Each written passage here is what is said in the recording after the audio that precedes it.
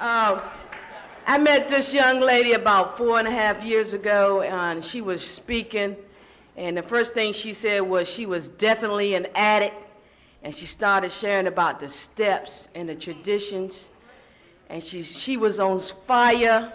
The next thing I know, she said, "Wait a minute, I gotta get comfortable," and she kicked her shoes off. Some of y'all know who I'm talking about. I was attracted to her program as far as how she incorporated the steps into her life. No matter what's going on in her life, she shares it. She talks about everything, how she has faced just not using for 22 years. This year we had started developing a relationship, and it was an honor. She joined my home group. And I'm telling you, I got something to learn from her, and I got something she can learn from me. She still goes to NA meetings on a regular basis. That's right. After being here 22 years, do you know anybody that still go to NA meetings on a regular basis? And to sustain her recovery, no matter what's going on in her house. And she's going to tell you about that too. I want to tell you I love you, and I want to thank you for being a part of my life and a part of my recovery. I'm growing up just to be just like you. I want to stay honest, just like you. Without further ado, I give you Antoinette B.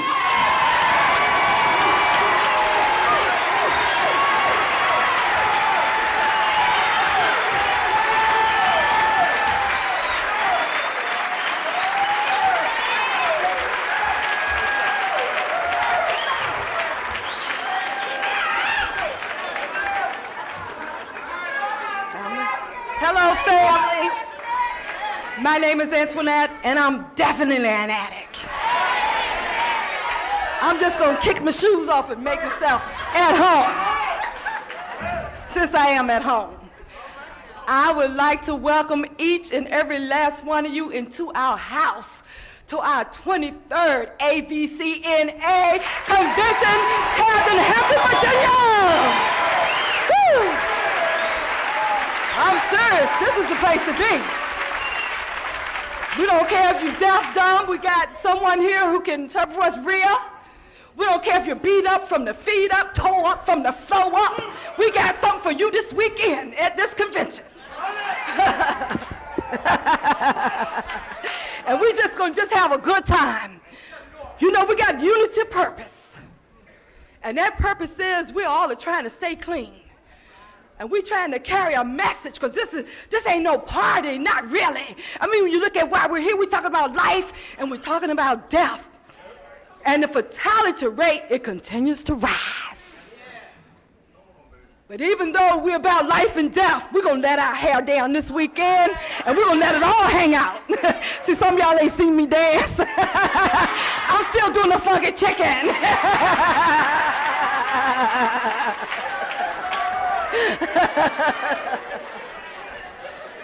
But I just want to have just a moment of silence, just a quick moment of silence.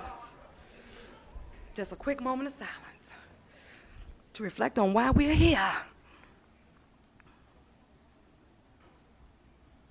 Who are we not? God.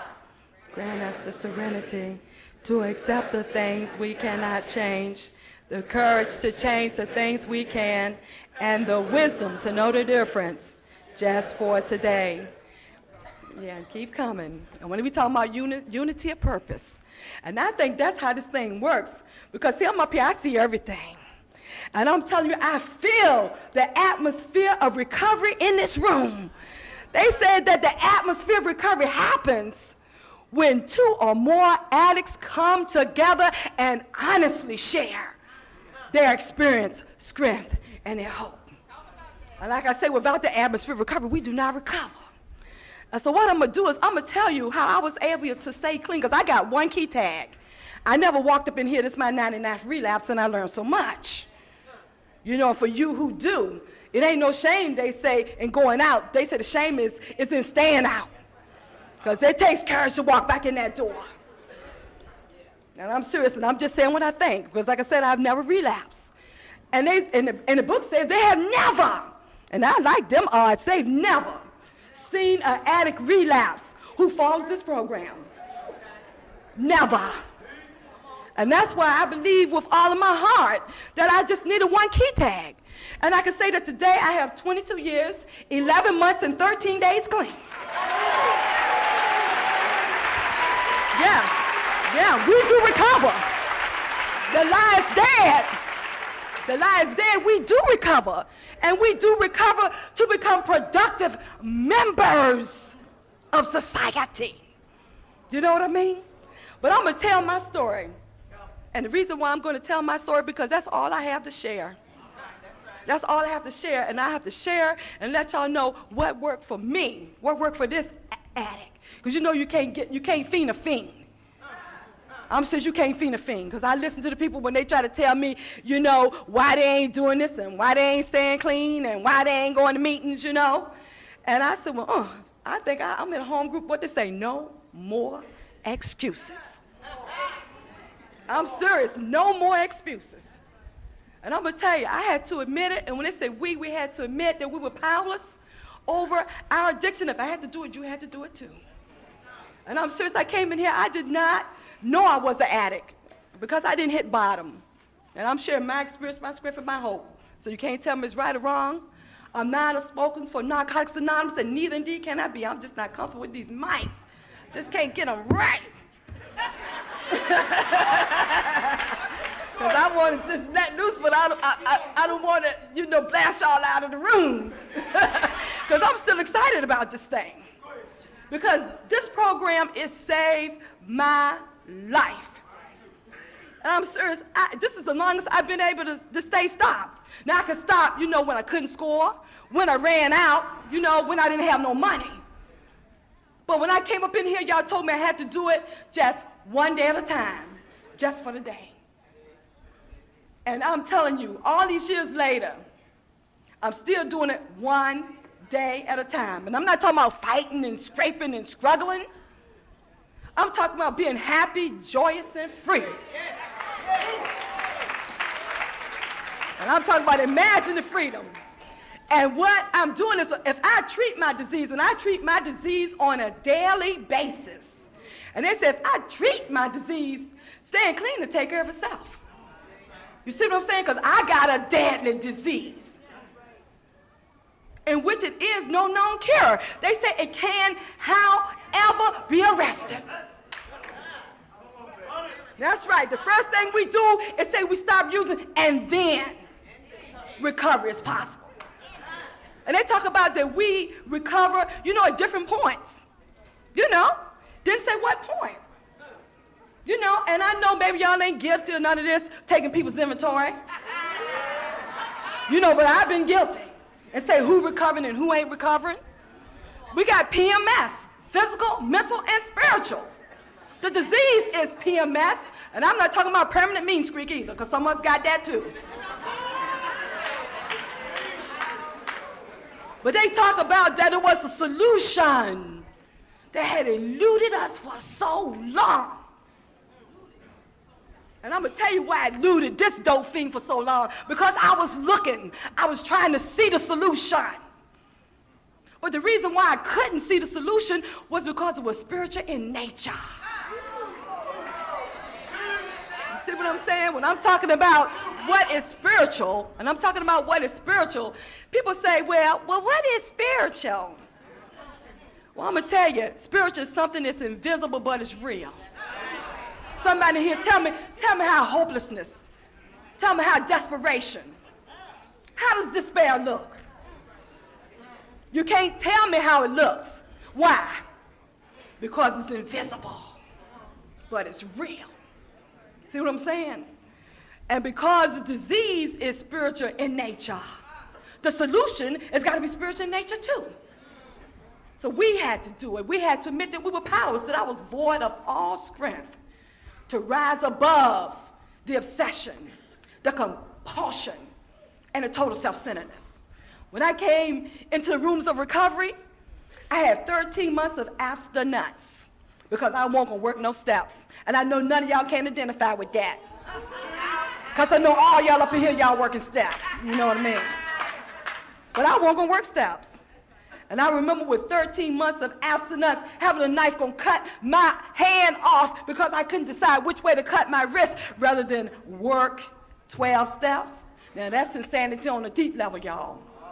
Would have rather die than work 12 steps of recovery. And I can't tell you when that moment happened in my life, but one day I stopped using the dope and the dope started using me. I can't tell you when it happened, but I can tell you that at that point my life became unmanageable. That means it went through a process. So I'm here to tell you, some things take longer than a minute. You know, like instant coffee, instant potatoes, instant grits. We want it right now. But recovery is one thing that's going to take a little bit longer. And I just thank God that I was able to get caught up in the process. You know, because I had a lot of hopelessness, desperation, and despair. I did not come up in here because I wanted, you know, to become this model citizen. I came in here because my butt was on fire and I didn't know what to do. And y'all said y'all had found a proven way. A proven way. Y'all want to do the experiment like when I was out in the streets using, you know, I experimented. And then I came up in here, y'all weren't going to tell me what to do. I was out in the street, y'all was sponsoring me. Y'all told me how to cook it just right, how to cut it up. You know, I didn't take nothing down to the lab and get it analyzed. But I'm coming up in here, I'm saying, how I know it's going to work? It's worked because it worked for countless others who had gone before me. That's the evidence. The proof is in the pudding. But I'm telling you, I was tore up from the flow up. I felt like I had a hole in my soul that I couldn't control. Now that's why I was using the dope. I was trying to stop the pain. That's right, I was trying to fill a void. But nothing could fill that hole that I had. Nothing could fill it. I thought drugs was the solution. Y'all told me drugs wasn't the solution, the drugs was the problem. You see, I couldn't get with drugs being the problem. I couldn't get with drugs being the problem because I felt hopelessness, desperation, and despair before I ever picked up. When I was 5 years old, and I was molested. I felt the pain before I ever put any dope, you know, in me. When my mother told me, you're just like your no good daddy, never was nothing, never would be nothing. Now, I know ain't nobody never told you that at 6 years old, but that's what they told me. And when I was beaten until I was unconscious, and I was beaten until the blood came out of my back. Now, those were the things that happened to me that taught me how to hate myself. You know, people who love themselves don't stick needles in their arms and in their necks.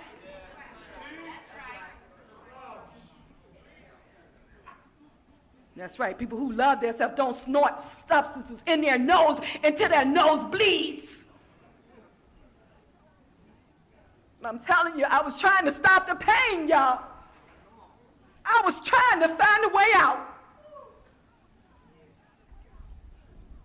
And y'all told me y'all had found a way out. And I'm not a treatment addict.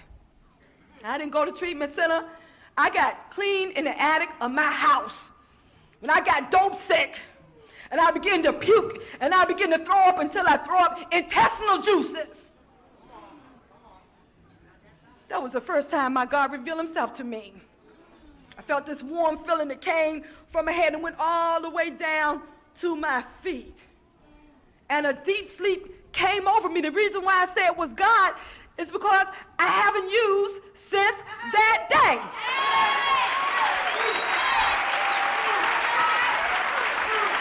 No?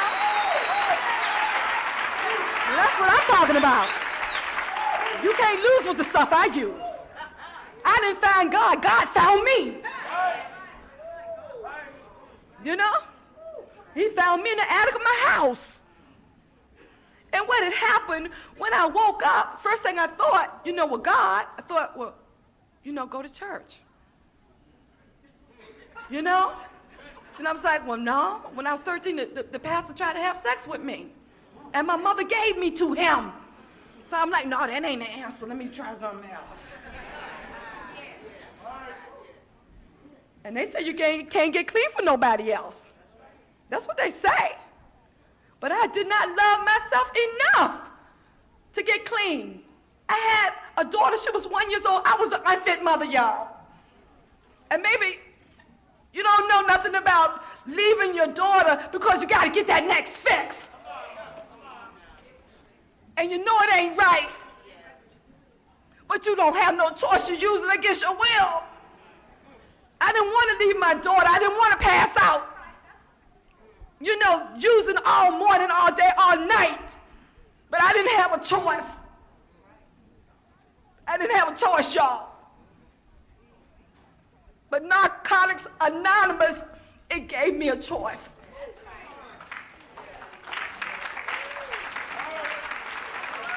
And I'm serious. I tried and I tried and I tried. I tried for 6 years to try to stop doing that dope, but I couldn't do it.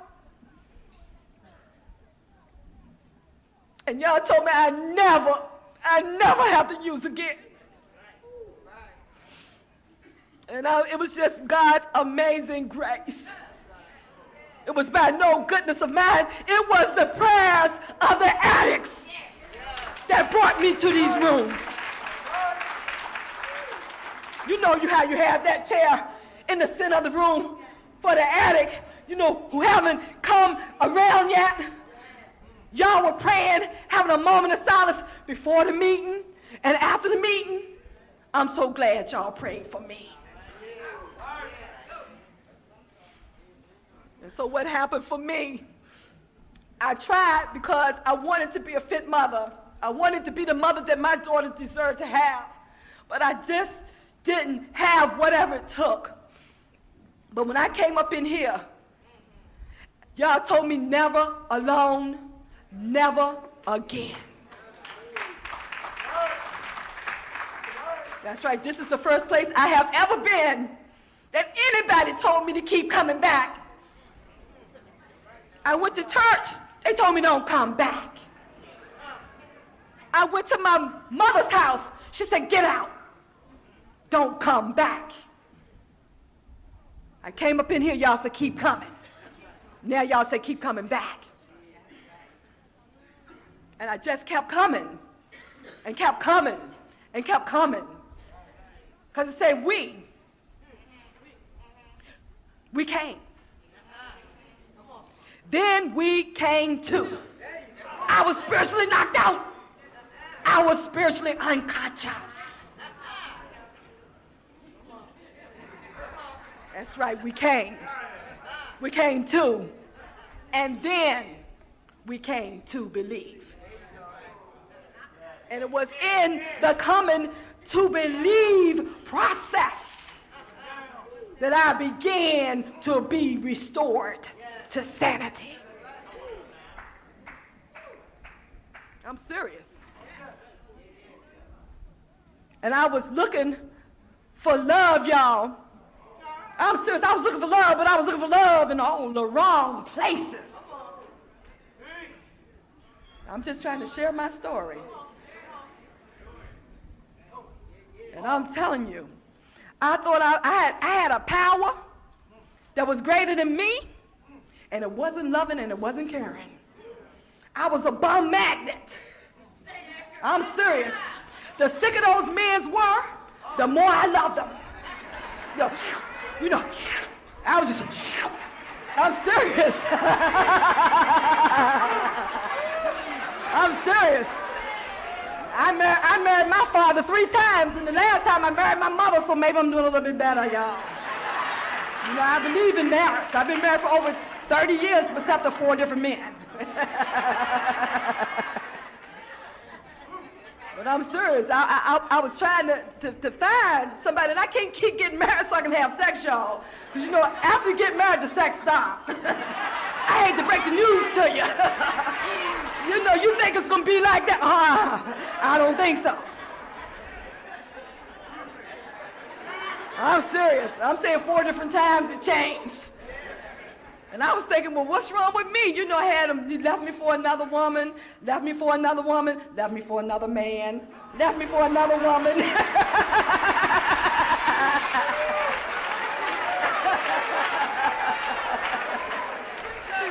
And I'm serious.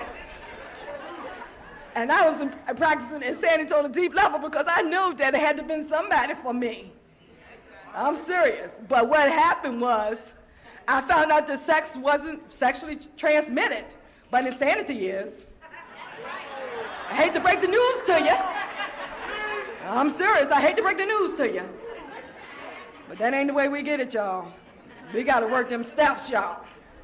Or at least that's what worked for me. I don't, maybe it does work for you. You know, maybe you just got the right stuff. But that's another story. Let me just, because I'm going to tell you about all 12 of the steps. And on step 2, as sane as a bed bug, I thought I was going to carry the message. I was a 2-stepper. And I came in here carrying the mess. And then by the time I got to step 3, guess what, y'all? I was going to sponsor people. You know, 12-step program, I'm going to sponsor you on step 3. You know, something's definitely wrong with that. Because they didn't start talking about carrying the message and sponsorship till step 12. That's why they called me a 2-stepper. I went from step 1 to step 12. And we know none of y'all ain't doing that. We know y'all working all 12 steps. Yeah, right. I'm going to try to keep it real. But the insanity, it began to disappear. I'd have shorter and shorter and shorter periods of insanity and longer and longer and longer periods of sanity. As I began, you know, to work these steps. And when I made a decision, y'all, one decision. I made a decision to turn my will and my life over to the care of God as I understood him. And it was when I made that decision, because doing my will is what earned me a seat up in here with the rest of y'all addicts. And I found out if I kept on doing what I was doing, I was going to keep getting what I was getting. And I'm going to tell you, I'm like Tina Turner. I don't do nothing easy. Huh. Let me tell you something about me. I work hard. I play hard. I make love hard.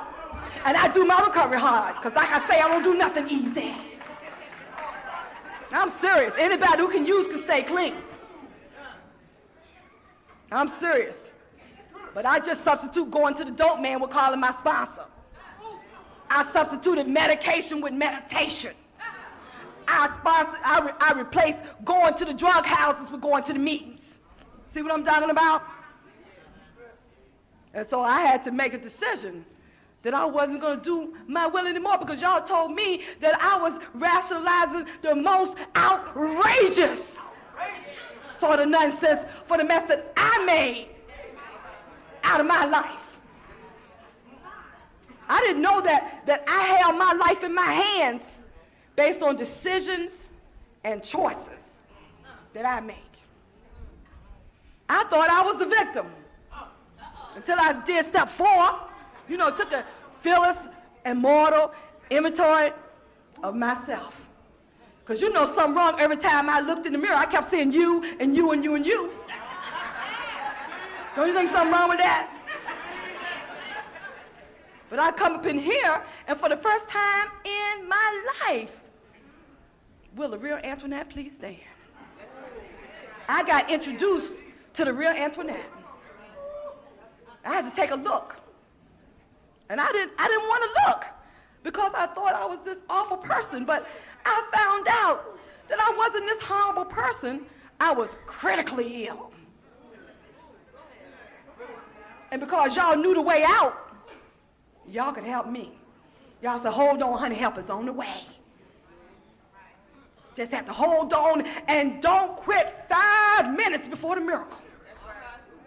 And that's what I had to do.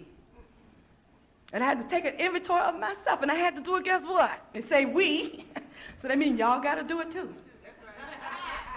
But what happened was I had let everybody else take this inventory of me.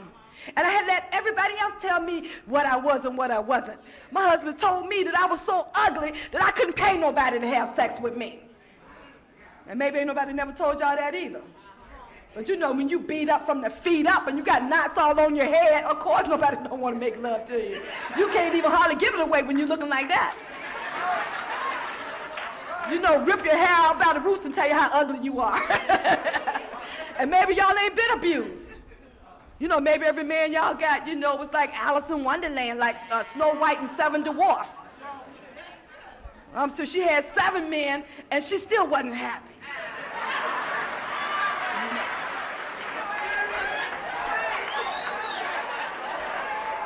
That's right. That's right. I'm serious. That's right, she still won't happen. And because Snow White was just like me. I always wanted what I didn't have. I know y'all not like that. You know, only if, you know, woulda, coulda, shoulda. You know? And I'll just wait when this particular thing happened, then I'll be happy. And I just had, it could be like 1,000 people in the room, and the only thing I could just focus on is that one person who didn't like me. And I was going to do whatever I could to win that person over. I would see all these happy people and right to the emotionally unavailable person. You know? And I would people please my butt off. I'm serious, you was going to love me if it killed you. And I know y'all ain't coming here taking hostages, but I did. Because I wasn't comfortable with myself. I didn't like me. And when I just could not be satisfied no matter what I had. So I had to pray. I'm telling you, I had to pray, y'all. I had to ask a power that was greater than me. And when I talk about God, I'm talking about whatever power keeps me clean. Everything else I know about God, I left it outside of that door when I came up in here. Because this is not a religious program, it's a spiritual program. So I left it out there. But I'm telling y'all, I had to make a decision that I wasn't going to do Antoinette's will no more. What a concept. You know, Einstein said that insanity is doing the same thing, expecting different results. And Lion Paulus, Einstein's best friend, he said one thing that all 12-step fellowships have in common is they have spiritual principles for minimizing pain. I'm serious. I didn't know that I could stop the pain. I just thought that my whole entire life was going to be pain and suffering, hopelessness, desperation, and despair. If you had asked me what would have made me happy, I didn't have an answer for you. I came up in here, y'all said, we want to know what you want to do. I'm like, me? Yeah, we want to know what you want to do about your problem. You're the one homeless. We want to know what you want to do about your problem and how we can help. Like, oh, okay, so y'all was going to teach me how to fish. Because you know, if somebody give you a fish, you got a meal. But if somebody can teach you how to fish, you'll never go hungry again. And that's why I'm trying to tell you what worked for me, so you never have to go hungry again. Because they talk about we were spiritually bankrupt. You know, bankrupt, we ain't got no money, and we owe everybody in town. That's worse than being broke. That's right. So I had to take an inventory, I had to take a look at myself. But I looked at myself through this loving and caring God that I was introduced in step 2. And the first few times I went through the steps, and I didn't really get a whole lot of anything out of them. All I know is that while I was writing and while I was studying, I wasn't using. But what happened was, I had passed step 2 with a minimum of concern. only to find that the other steps would not work. Because I wasn't plugged up to the proper juice. You can have all these lights in here, but if you're not connected to Virginia Power, you ain't gonna have no light because you ain't got no juice. And y'all told me if I could stay connected, I could stay protected. So how you come unified, you got to come in and unite, you got to come in and take a part of. I'm like, whew, what a concept. It just went over my head. I just wanted y'all to just love me. But I wasn't even, going to get with coming to you. I didn't even want to speak to you, but I wanted you to love me. Somebody, they saw through that. That was my wall. That was my protection. I came up in here, and y'all made me look at myself, and y'all made me look at my defense mechanisms. Y'all made me look at my coping skills. They were obsolete because I wasn't that victim anymore. I wasn't that little child who was being raped, who was being molested, who was being beaten. I was a grown woman, and when I said no, because when I was being molested, I said no, it meant yes. I'm serious. But when I came up here, y'all told me I could say no, and no was a complete sentence. And which part you don't understand, the end, the O, or the period? Man. I'm serious. That's what y'all told me. So after I took a look at myself and I wrote this stuff down, I had to go over it. I went over my first, fifth step. I went over with a man from another fellowship. And the reason why I did that, because my sponsor, she was telling me about these people that were listening to this secular music. She said, you know they're going to hell. I said, well, I said, I don't think I'm going to do my fifth step with her. But she didn't even know I was at the go-go, and I wasn't going to give up nothing that I was doing. So I'm like, well, okay.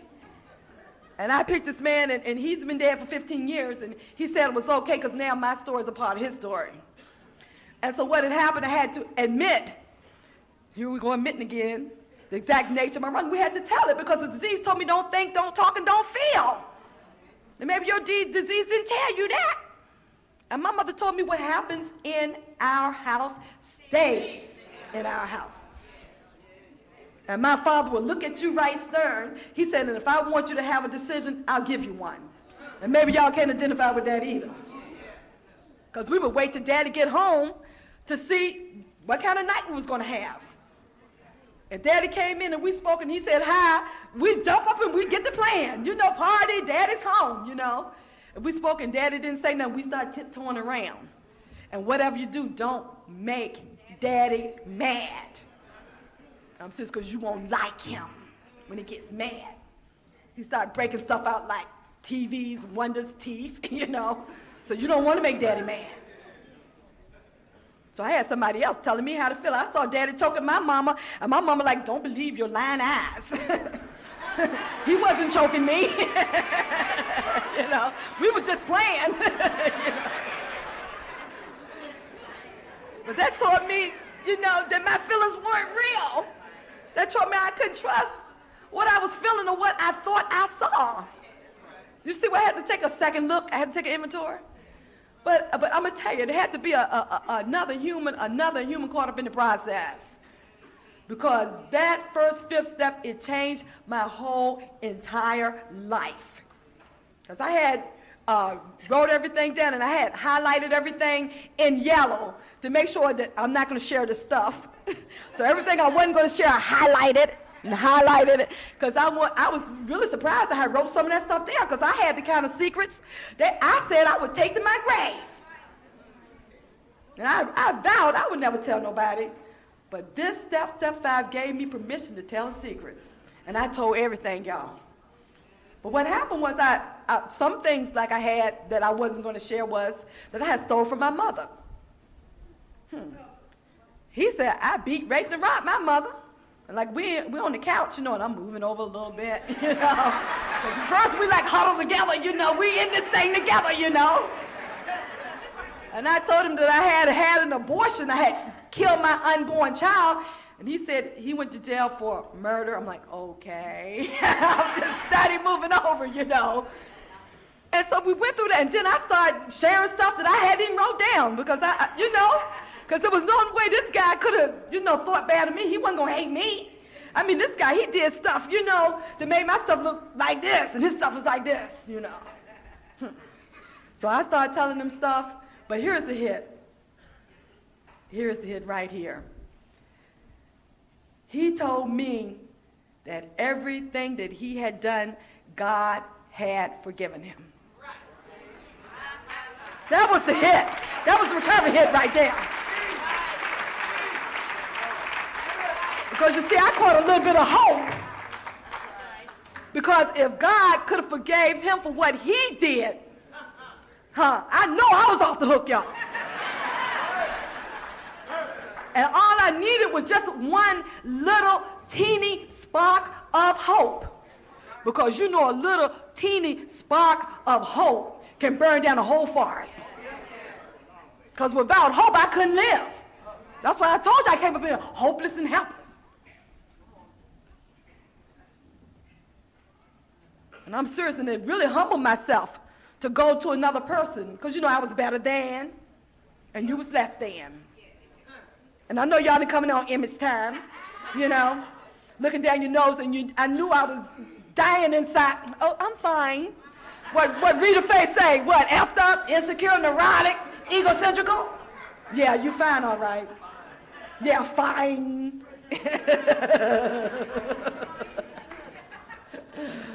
In recovery fund. And so I did that, and I'm going to tell you something. I had done that stuff several times before I saw, because I had all this list of things, so I had done that stuff several times before I saw it said the exact nature. I'm like, when did they put that in there? I ain't seen that in there before. It said the exact nature of the wrong. It didn't say the wrong. But you see, at that point in my recovery, I needed to admit my wrongs. Because like I told y'all, I was the victim. And I found in stuff for I was the victimizer. You know, I knew my husband was mad, falling through the house, running my mouth and go, bam! Oh, you hit me! Oh! You know, it was all his fault. When I didn't stop until he hit me. And I'm the poor victim. He beat me again. But now I know better. I see somebody look like they're getting angry. I know how to leave. Because there ain't no Mike Tyson today. You know. But it talked about the nature of the wrong. Why did I do it? And it was so weird. And I just finished up my, working on my step 7 and my tradition 7. I just finished tradition 7 last Sunday, and this is my 17th time going through. And I'm not like some addicts who just, you know, did them once ago, 20 years ago, and they still riding on that because I ain't that clean, y'all. And being the fiend I used every day, 3 or 4 times a day. And that's basically how, I'm not saying you, but that's how I have to do my recovery. I have to keep it real. I have to keep it real. And so what had happened was, it talked about the nature of the wrong. I found out the nature of the disease. You know, it is a destructive, violent power, you know, that can make us relapse. The It Works Kind Why says it is a deadly disease, and it's deadly in nature. You know, deadly, that means it's something that want to kill us, y'all. It wants us dead. My girlfriend called me from Ohio to tell me it was this addict. They went to the H&I meeting. He was supposed to set the H&I meeting up a couple of weeks ago. And when they got there, he was hung. He hung himself. 8 years clean. He had 3 steps he had written on. He had went over with nobody. He was doing it his way. He was doing TA Anonymous, Tony Anonymous. But we got to do Narcotics Anonymous. In other way, it won't work. I mean, it might work for a while. But at some point, I had to give up the willpower for the real power, y'all.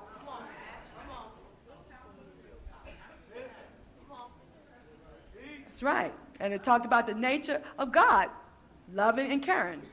When I came up in here, I had a God who I had created in my parents' image. And maybe y'all can identify with that. They were not emotionally available. They were sitting high and they were looking low. They weren't perfect and beat our brains out because we weren't either. That's the kind of God I had. If you didn't do what they say, you were going to get it. extension cords, belt, shoes, whatever. That's the kind of God I had. This punishing, hateful God. And the greatest gift that Narcotics Anonymous has given me is a loving, caring God.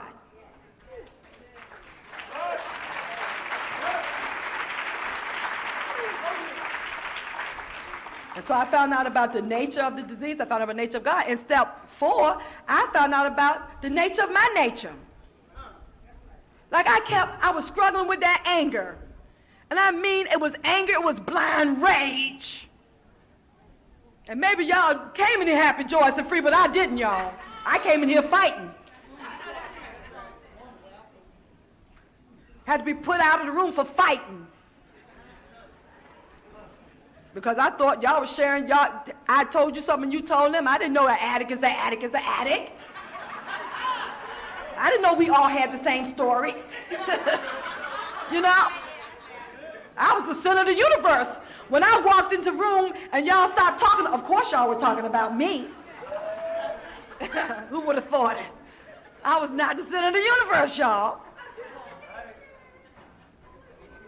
But that anger, and some people say the first emotion they felt was sex. I don't know. The first emotion I felt was anger. I mean blind rage, anger. And I did everything that I could humanly possible. And notice I said humanly possible, because I was gonna let go, but I wasn't gonna let God. But when I found out about the nature of my nature, what was happening was I had that anger, I had that rage that was burning just like a fire within me. That's why I had to get rid of my gun with 7 years clean, because I was going to shoot my next door neighbor because her dog was barking. Now that's insanity on a deep level. I should have shot the dog. Didn't think to shoot the dog, don't shoot the owner of the dog. Dog.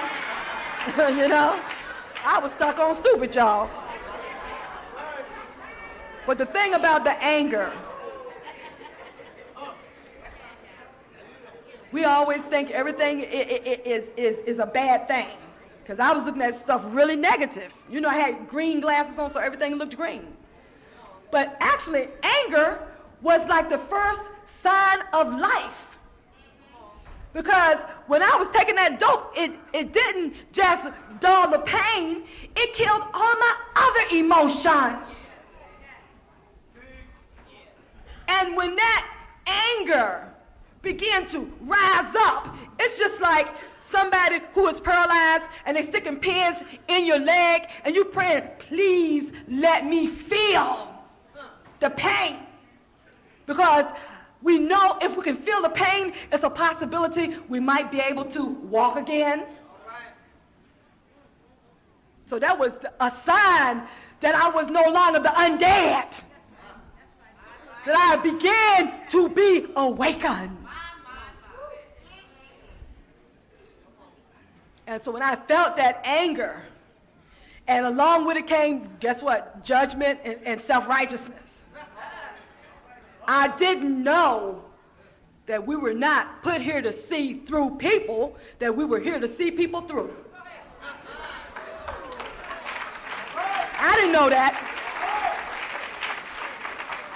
Now maybe y'all knew that, but I didn't know that.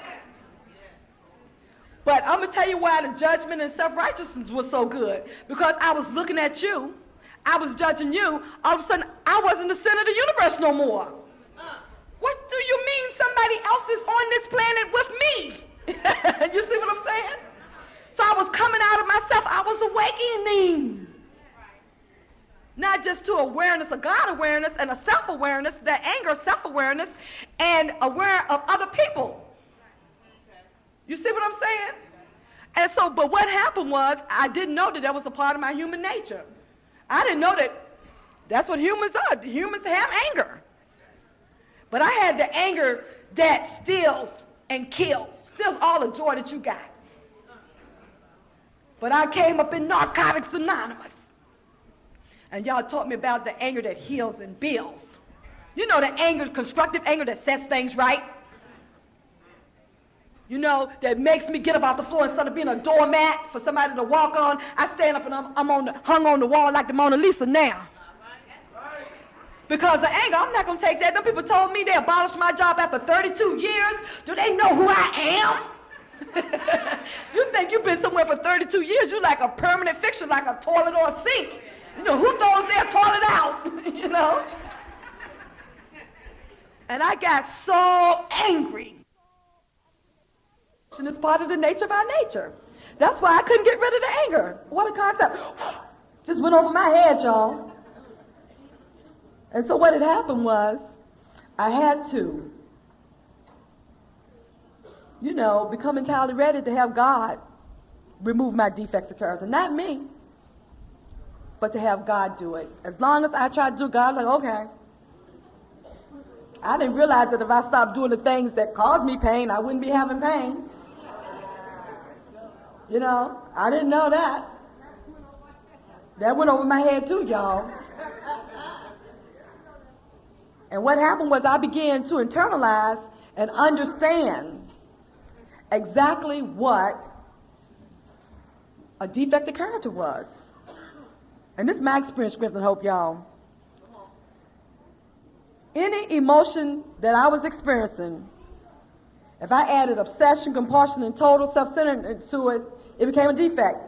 For instance, like love, for instance, okay? Love is a many splendid things, But you take love, you put obsession, compulsion, and total self-centeredness, you got fatal attraction happening, y'all. You got defect, y'all. And I'm going to tell you something else that would make me come out defective. Anytime I would do my will. Step one, powerlessness, unmanageability, doing my will. Insanity, doing my will. That's why I had to make a decision to not do my will. So I had step 1, 2, and 3. Those were the foundation steps of my new way of living. The foundation steps. 1, 2, 3, 1, 2, 3, 1, 2, 3. If I could get honest, open-mindedness, and willingness, I had the tools that I needed to work the other steps. The other 9 steps. I had the tools I needed to make decisions.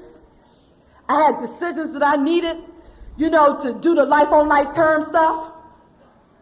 So, I thought I could stop at step 3 and just, kick back and relax. But it had even so, all I had to have was the foundation, had the tools to start cleaning up my house.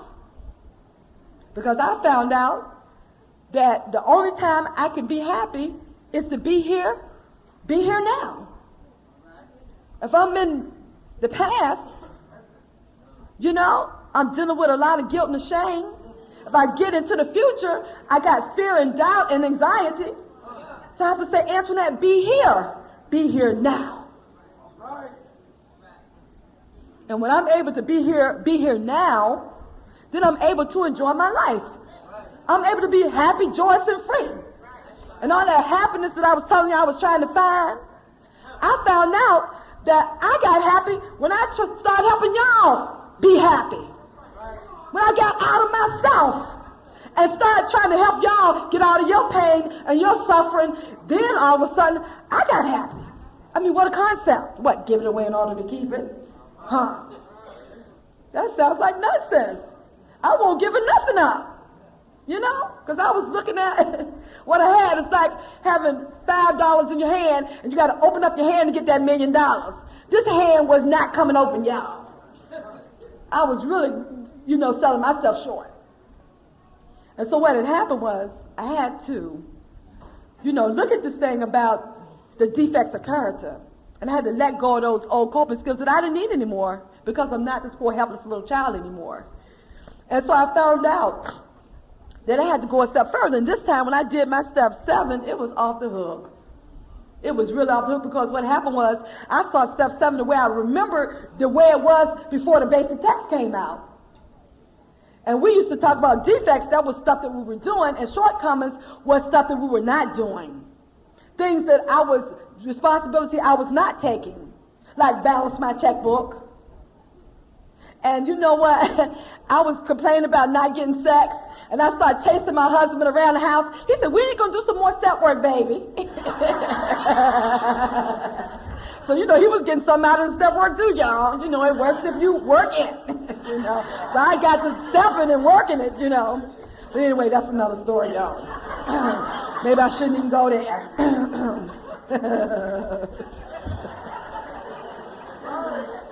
But I'm serious. I was coming up short. And the thing that just really went totally over my head was they were saying that we had to humbly ask them to remove our shortcomings. Asked? We don't have because we don't ask.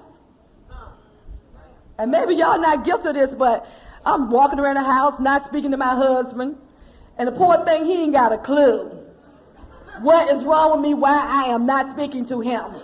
I'm like, you knew I wanted you to do that. You knew it. Now, I'm sorry to break the news to you ladies. That's insanity on a deep level.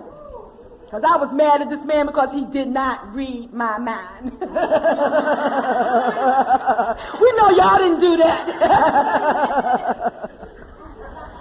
That's right, we don't have what we don't ask. And we got 3, 7, 11.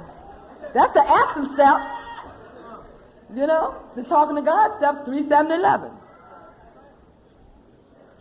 And so what happened was I had to go a little further because I had to work all the steps. Ain't that right? And so I had to make a list of all the people that I had harmed and become willing to make amends and all. That's the step I'm working on right now. Because I don't want to give my sponsees old stuff. I want to keep it real and keep it fresh. Sometimes I be getting stuff hot off the press. Y'all know that, don't you? They call me, I'm on fire. I just finished doing my step work. And the first person I call, they get the first cup of coffee. You know how that first cup of coffee is? It's strong. It's black. And it's sweet. Michelle knows she got the first cup of coffee last time. But anyway, that's how I'm working my step. Because I don't want to give my people old, rotten, decayed, sick, diseased stuff from last year, from 10 years, from 15 years, from 20 years. You give me some cake from 20 years and let's see how molded it is. And if you sit up there eating it, I'm not going to eat it too. Because I didn't get clean and get stupid, y'all. That's right. That's right. So I had to become willing. And you remember willingness? We talk about willingness in step 3. See how we're using the tools? Honesty, open-mindedness, and willingness. And it said just to make a list. But I was not willing to make amends to the people that harmed me. But they told me I had to focus on what part I played in it. Because in step 6, for the first time, I took responsibility for my actions. Now in step 8, for the first time, they're asking me to take responsibility for how I treat people. I'm serious, because I was going around telling that tired old lie when I was using, I ain't hurt nobody but myself. I know y'all ain't never told that lie, but I did.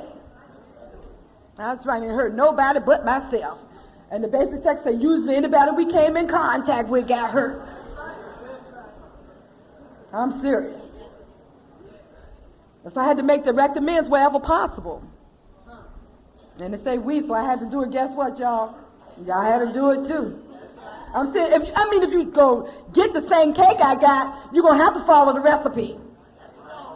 And that's the bottom line. Because if you keep doing what you're doing, you can keep getting what you get. So I had to do something differently. And so what I had to do, I had to make direct amends. And I found out it was 3 ways to make amends: resolution, restitution, and restoration. I didn't know nothing but resolution. You know, we got restitution. We owe you money, pay them back. Now, I'm not talking about the dope man whose money I stole, who told me he was going to kill me on sight. Now, I didn't get that clean, y'all. You know? I'm just going to have to pray if he ever come in the rooms in which he did, and I gave up the message of hope and the promise of freedom. And I was up there sharing and praying he wouldn't ask me for his $10,000. Because he looked at me and I looked at him. And I wasn't volunteering no information and no money either. But they talk about restoration. You know, to restore the relationship to the way it was before I did the harm in the first place. Then it's resolution. You know, I've seen a lot of addicts coming here and they're on step one. And I think when we're on step one, it needs to be about drugs. I don't think it needs to be about nothing else. When I'm up here, I can't stop shooting dope. I don't think I should be working on step 8 or step 9. I might be wrong. Because you know we have new literature, and I really shouldn't even go there. Because it's really controversial. That's why what I do is, I work both of them. You know, because I was the type of fiend, I would have 100% or nothing at all. And I got sick and tired of having nothing at all. Because when I got clean, all y'all had was a little white book. Then we got the basic text, it was an and. You know what I'm saying? We got some more pamphlets, it was an and. We got the it works how I did this, and. You see what I'm saying? In addition to 2. Because I ain't throwing nothing away. They said this new program is saving people's lives. Well, let me look at that. This is my 7th time working through that new program. And the reason I say it's new because it's different. It's kind of similar to what we had in the basic text, but it's a different flavor. It's a different thing. And so when people say what the literature says, I say, oh, you're talking about the new stuff. And with this program, we take what we like and leave the rest. And the first 3 times I worked through it, I did 69 questions, and I talked about relationships, and you know in the old program, they don't even mention relationships except 4. But anyway, that's another story, y'all. I ain't gonna go there. But it took me about my 4th time before I started getting, I said, oh, they're inventorying my disease. Every question was about my disease. So I said, okay, early in recovery I did this, but this is what I'm doing now. So I used it to show progress, because if everybody's going to use it, I was going to learn how to use that stuff some kind of way. I did that just like I did my dope. If y'all told me, if you do this right, you're going to get it, I was going to try it. And they said, well, try some of this new recovery stuff. I said, well, okay, I'll try it. It took me 4 times before I got something out of it. But I found out it works better when I read the It Works How and Why with it. So I'm saying I was working that thing till I found some kind of way to make that thing work. But I had, wrote back to the basics about my experience scribbling hope with over 20 years of working the steps with steps, study guides, this and that. It's all over the whole country. It's in other countries. It's been in other countries for over 15, 16, 17, 18 years. Because I was helping the lady translate it into French. But what I'm saying about that thing, when I talked to the lady, she was trying to tell me, because it was copyright protected, I had to let that go. I found out we didn't even own our symbol. We don't own nothing. That corporation own it. And I won't give it nothing up, y'all. Because they weren't going to take it and do what they did with the 1987 It Works How and Why that Alex wrote. And then when this thing came out in 93, it didn't even look nothing like what we had submitted. But then again, like I said, that's another story. Totally another story. But I'm just saying, whatever works, everything we got is a suggestion. So if I would take the suggestions out in the streets and with the dope, why can't I take the suggestions with the hope? And so what I had to do, I had to continue, to take a personal inventory, and when I'm wrong, probably admit it. And I'm going to tell you, I took other people's inventory.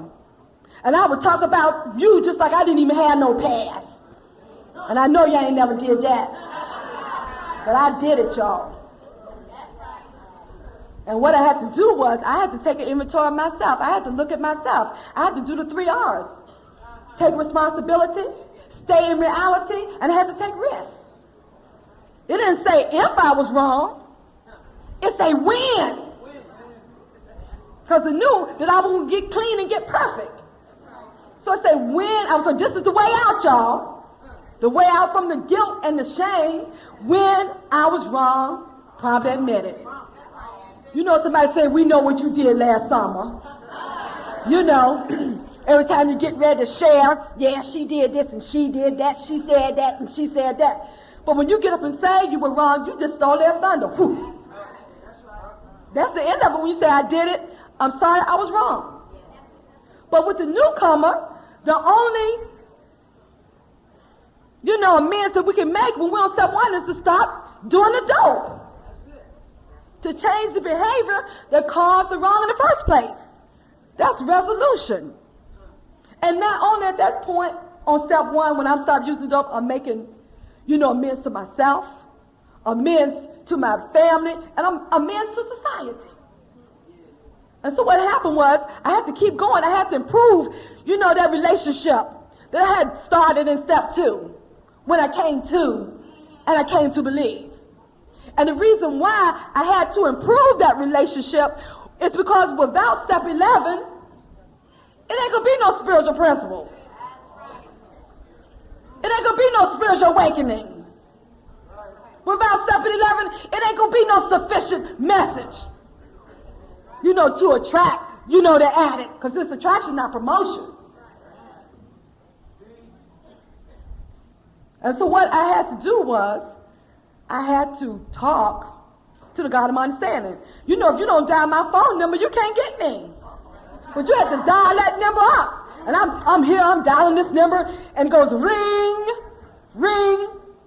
And it says, hello, Antoinette, this is God. That's what prayer and meditations are making the call. When he said, hello, this is God, I made the contact. That's the meditation. See what I'm talking about? And for some of you people, it bothers you to talk about God, right? So let me talk about what we all know about. We know about relationships. And I hate to break the news to you guys, but foreplay, it don't start in the bedroom. It starts at the breakfast table. That's what I'm talking about. Baby, this is some good eggs, and baby, this toast is so good, you're going to get some tonight. You're going to get lucky tonight, y'all. That's right. You got to talk to that girl. Now, sis, if you make her feel good in the kitchen, she's going to make you feel good in the bedroom. I'm serious. At least that's how it works for me.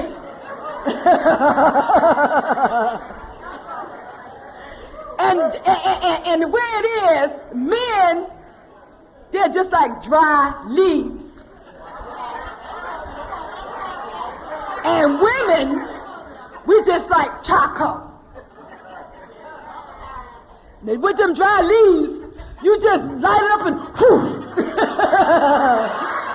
You ain't got to talk. Ain't got to be no communication there. Body language,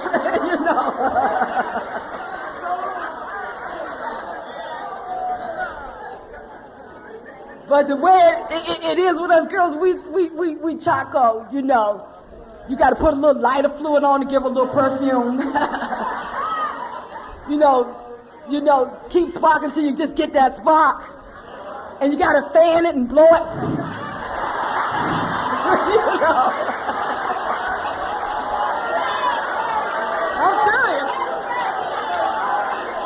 I'm serious. You just got to work. You got to work on them charcoals till you get them red hot. And when you get them red hot, they'll last for a long time.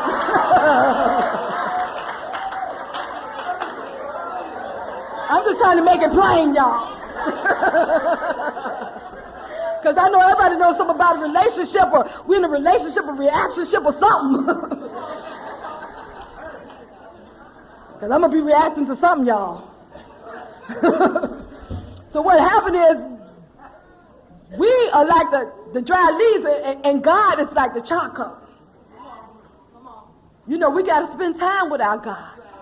See, I told you I was going to make it spiritual some kind of way. But y'all said, that girl, she knows she ought to be ashamed of herself. She know better than sitting up here talking about those sort of things. But I'm just being light today. Y'all getting the light version. I'm serious. Y'all ain't getting the heavyweight stuff. Because I don't know if y'all can take it or not. But anyway. And God is just like them hot chocos. We just got to take time with him. We just got to talk to him. You know what I'm saying?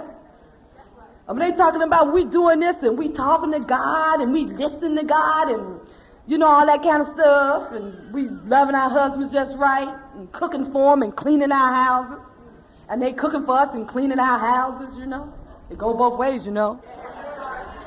That makes for a loving and caring relationship. A trustworthy relationship. If you got somebody who's not worthy of your trust, not worthy of your love, what kind of relationship is that going to be? I'm serious. We got to come up in here and uncover to recover. Well, that's how we got to get with our God. Now, I tried to make it as step 11 as plain as I could, y'all. I can't get it no simpler than that. And so what happened was after we got this relationship with God and we got that fire burning, you know, then we're ready to practice these spiritual principles in all our affairs. We're ready right now to walk where we talk. Because the basic text says, you know, that the words are meaningless unless we live them. And they say our actions can add more meaning to it than our words ever could. You know, these newcomers that coming in here, a lot of them, they're microwave addicts. Well, I ain't going to go there. Just scratch that from the tape. But they're not coming here like we were when I raised my hand. They said, well, put your hand down. But we want to know how to use, we'll call on you. This new generation of addicts coming here, they know about the steps. They work in steps. They know about the traditions. They don't want to hear that sit down and shut up and find somewhere to sit down and shut up. They don't want to hear that kind of stuff. I'm serious, so if we're going to carry a message, we better get a message. And I didn't have no sufficient message on step 3, y'all. I had to get a working knowledge of all 12 of the steps. Not the way I worked them the first time, just did step 4 and wrote from, you know, 5 and 6 from 4 and then made a list from 4. I did it like the AA people did it. You know, we didn't have our stuff in place. But when we did get the stuff, we got the stuff now, we don't have no excuse. It's to give yourself a break and read it. Now, what, you could be brain dead and know what to do with this thing. It's say read it. You know? And so I had to, with these addicts coming up in here, I got to study. I'm saying I got to stay on my toes. Or I'm going to be feeling the dis-ease of my disease, because they say if your basic text ain't tore up, your life is. That's what they told me. And some of these basic texts look like y'all just brought them yesterday and then had them for 10, 15, 20 years. But I guess I shouldn't go there. I'm sorry. I ain't going there.